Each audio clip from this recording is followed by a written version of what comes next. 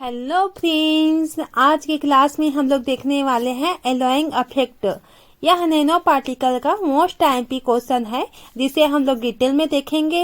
Alloying effect क्या होता है उसको देखेंगे, उसके डेफिनेशन देखेंगे एंड उसके एक्सप्लेनेशन को देखेंगे। तो आइए स्टार्ट करते हैं आज का class. Alloying effect. Alloying effect क्या होता है? एक प्रक्रिया है जिसमें एक मेटल के साथ एक या एक से अधिक एलिमेंट्स जैसे कि मेटल या नॉन मेटल को मिक्स करके एक होमोजीनस बनाया जाता है। तो यहाँ पर क्या होता है? होमोजीनस, हेट्रोजीनस क्या होता है आप लोग जानते ही होंगे कि होमोजीनस रिएक्टेंट या रिएक्शन जिसमें अगर मेटल दोनों सेम है तो यहाँ पर होमोजीनस। हेट्रोजीनस जिसमें गैस या मेटल को रिएक्शन करवाया जाता है। हेट्रो इट मीन्स अलग अलग होता है, अलग अलग फेज में रिएक्शन करवाया जाता है, उसको हम लोग हेट्रोजीनस बोलते हैं। तो होमोजीनस आप लोगों को समझ में आ गया होगा कि हम लोग मेटल या नॉन मेटल को मिक्स करके एक होमोजीनस मटेरियल बनाया जाता है। इससे नया मैकेनिकल, केमिकल और फिजिकल प्रॉपर्टीज मिलती है। अब हम लोग इसके मेटल या नॉन मेटल को मिक्स करके होमोजीनस बना लिए, जिससे इसका क्या होता है, हम लोग का प्रॉपर्टीज इसका चेंज हो जाता है होमोजीनस बनाने से। तो यहाँ पर प्रॉपर्टीज कैसे चेंज होता है? केमिकल और फिजिकल प्रॉपर्टीज इसमें मिलती है जो कि ओरिजिनल मेटल से क्या होता है, अलग और अधिक यूजफुल होती है। ओरिजिनल मेटल क्या होता है? ओरिजिनल जो पहले से रखा हुआ होता है उसको ओरिजिनल बोलते हैं। तो वहाँ पर क्या होता है, अगर हम लोग ओरिजिनल को मेटल और नॉन मेटल के मिक्स करके हम लोग होमोजीनस बना देते हैं, तो पहले से मेटल जो ओरिजिनल रहता है उससे जो मेटल हम लोग बनाते हैं, मेटल और नॉन मेटल को मिक्स करके उसकी प्रॉपर्टी क्या होती है, बहुत यूजफुल होती है। डेफिनेशन को देखते हैं। Definition of alloying. एलॉइंग की प्रक्रिया क्या बोलते हैं, ये परिभाषा है। तो एलॉइंग का मतलब है दो या अधिक मेटल्स या एक मेटल और नॉन मेटल को मेल्ट करके मिक्स करना जिससे एक नया मटेरियल बनता है। एग्जाम्पल के लिए हम लोग देखते हैं, जैसे कि होता है यहाँ पर कॉपर प्लस टिन, इसको हम लोग मेल्ट करके या रिएक्शन करवा के मेल्ट करके इसको हम लोग एक नया क्या बनाते हैं, एलॉइंग बनाते हैं, एलॉइंग मटेरियल बनाते हैं। तो होता है हम लोग का बोरोनोज। और यहाँ पर स्टील का, जैसे कि स्टील बनाते हैं, इसमें तो आयरन प्लस कार्बन को मेल्ट करके यहाँ पर स्टील बनाया जाता है। तो ये हम लोग का क्या होता है, एलॉइंग इफेक्ट के थ्रू ये सब बनाया जाता है। सेकेंड देखते हैं हम लोग इम्पोर्टेंस ऑफ एलॉइंग। एलॉइंग के इम्पोर्टेंस क्या क्या होता है? जैसे कि मैकेनिकल स्ट्रेंथ में देखें तो एलॉइंग से मेटल की स्ट्रेंथ बढ़ती है। जैसे स्टील आयरन की स्ट्रेंथ को इम्प्रूव करता है। तो एलॉइंग मेटल क्या होता है, हम लोग पहले ही देख चुके हैं। मेटल और नॉन मेटल मिक्स करके एलॉइंग मटेरियल बनाया जाता है, उसे ही हम लोग एलॉइंग इफेक्ट बोलते हैं। तो यहाँ पर क्या होता है, मैकेनिकल स्ट्रेंथ, तो एलॉइंग से मेटल की स्ट्रेंथ बढ़ती है। जैसे स्टील आयरन की स्ट्रेंथ को इम्प्रूव करता है। जैसे अब देखेंगे हम लोग कोरोजन रेसिस्टेंस। मेटल जैसे क्रोमियम और निकिल के एलॉइंग से स्टेनलेस स्टील बनाया जाता है जो कोरोजन से रेसिस्ट करता है। आप लोग जानते ही होंगे फ्रेंड्स कि कोरोजन क्या होता है, हम लोगों ने इसे छोटे क्लास में पढ़ के आ चुके हैं। तो कोरोजन क्या होता है, जैसे कि लोहे में जंग लगना, संक्षारण, वही होता है। ठीक है।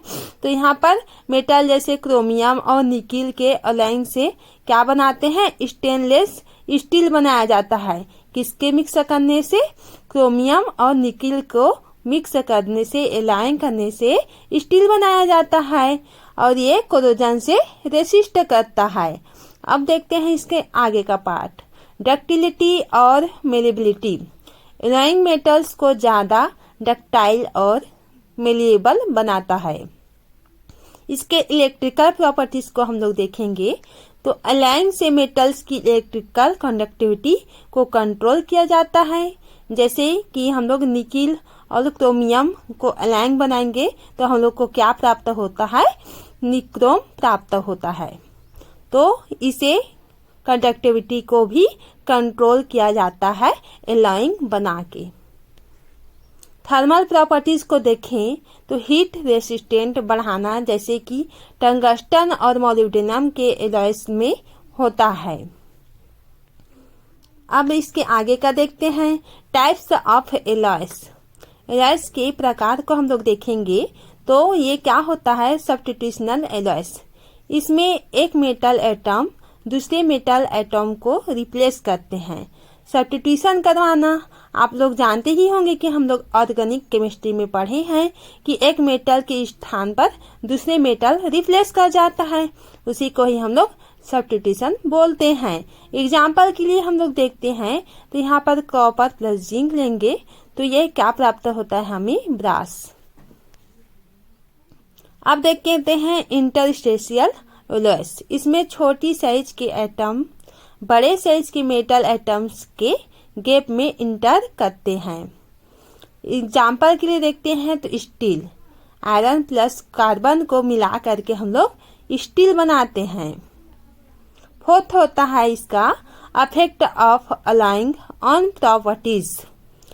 अब हम लोग इसके प्रॉपर्टीज के प्रभाव को देखने वाले हैं एलॉइंग में। तो यहाँ पर स्ट्रेंथ एंड हार्डनेस, एलॉइंग से मेटल की टेंसाइल स्ट्रेंथ और हार्डनेस बढ़ती है।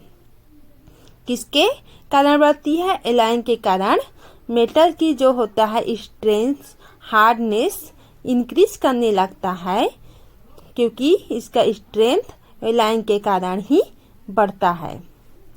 कोरोजन रेसिस्टेंस, एलॉइंग मेटल्स को रस्ट और कोरोजन से प्रोटेक्ट करता है।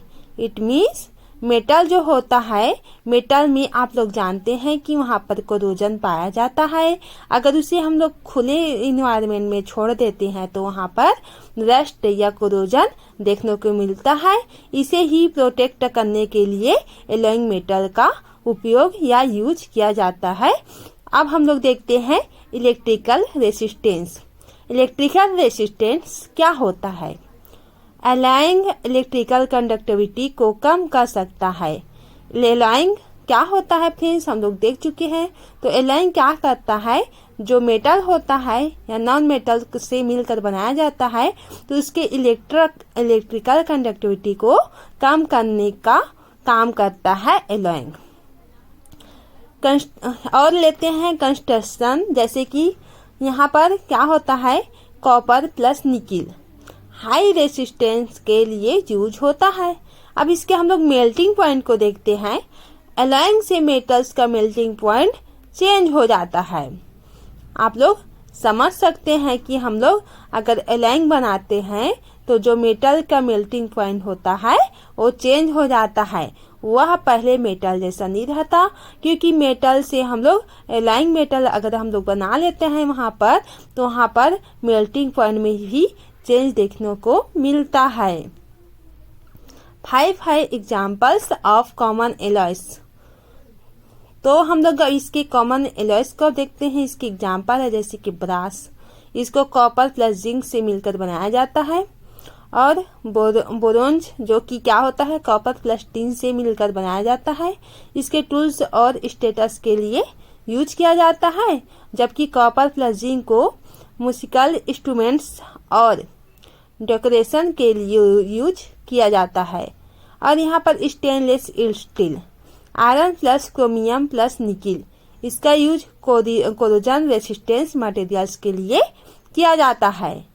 और aluminium plus nickel plus cobalt, इसके लिए मैग्नेटिक्स के लिए यूज किया जाता है। अब इसके एप्लीकेशन को देखते हैं। एलॉइंग का एप्लीकेशन क्या होता है, इसका यूज किस किस प्रकार से कर सकते हैं। तो एप्लीकेशन ऑफ एलॉइंग, अब देखते हैं कंस्ट्रक्शन में, ब्रिज बिल्डिंग और टूल्स में, एरोस्पेस और ऑटोमोबाइल इंडस्ट्रीज में भी लाइट ट्विस्ट और स्ट्रॉन्ग एलॉयज का उपयोग किया जाता है। ज्वेलरी में गोल्ड और सिल्वर के एलॉयज का यूज किया जाता है। जैसे कि हम लोग जानते हैं कि फ्रेंड्स की हम लोग गोल्ड को शुद्ध रूप से उसको हम लोग ज्वेलरी नहीं बना सकते, उसमें हम लोग कुछ एलॉय मिलाते हैं जिससे वो स्ट्रॉन्ग बन जाता है, जिससे और चमक लाने भी काम आता है और अच्छे दिखाई देने लगता है। तो इस प्रकार से हम लोग एलॉइंग का यूज करके ही हम लोग ज्वेलरी को बना सकते हैं। इलेक्ट्रॉनिक्स में हाई रेसिस्टेंस मटेरियल्स के लिए भी यूज किया जाता है। और इसके कंक्लूजन है, एलॉइंग एक इम्पोर्टेंट प्रक्रिया है जो मेटल्स के प्रॉपर्टीज को इन्हेंस करती है और उन्हें स्पेसिफिक इंडस्ट्रियल और डोमेस्टिक एप्लीकेशन के लिए यूजफुल बनाती है। आई होप फ्रेंड्स आज का वीडियो लेक्चर आप लोग को पसंद आया होगा। तो इसी तरह से आप लोग बने रहना ताकि आप लोगों के एमएससी की तैयारी फुल हो सके और अपने फ्रेंड्स में भी शेयर कर देना ताकि उन लोगों को भी यूजफुल वीडियो मिल सके। तो आज का वीडियो लेक्चर यहीं से एंड करते हैं। Thank you. अगर पसंद आया हो तो लाइक जरूर से करें और अपने फ्रेंड सर्कल में शेयर करें। Thank you.